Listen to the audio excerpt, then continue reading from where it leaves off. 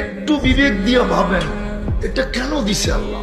একটু ভাবেন যে আল্লাহ আপনাকে আমাকে কুদরতি হাতে তৈরি করলেন, সমগ্র সৃষ্টি হুকুম দিয়ে তৈরি করলেন, আপনি অনার্থক হন কি করে?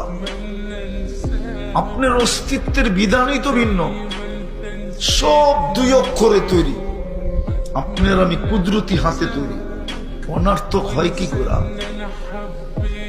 সৃষ্টির ভিতরে সবচেয়ে সৌন্দর্য দিল, অনার্থক হয় কি করে? মানুষের তো সুন্দর কেউ নাই। ফেরেশতা নূরের তৈরি আমি মানি, কিন্তু মানুষের মতো সুন্দর না। মানুষের মতো যদি সুন্দর হতো তাইলে মিশরের মেয়েদের কথা সত্য হতো। ইউসুফ আলাইহিস সালামের রূপ দেখা চিৎকার দিয়ে বলছিল মা হাশা লিল্লাহি হাদা বাশার, এটা মানুষ হইতেই পারে না। তাহলে কি হবে? তো নিজেরই বলতেছিল ইনহাদা ইল্লা মালাকুন কারীম, এটা ফেরেশতা হবে। আল্লাহ বলে ফেরেশতা এত সুন্দর হয় না।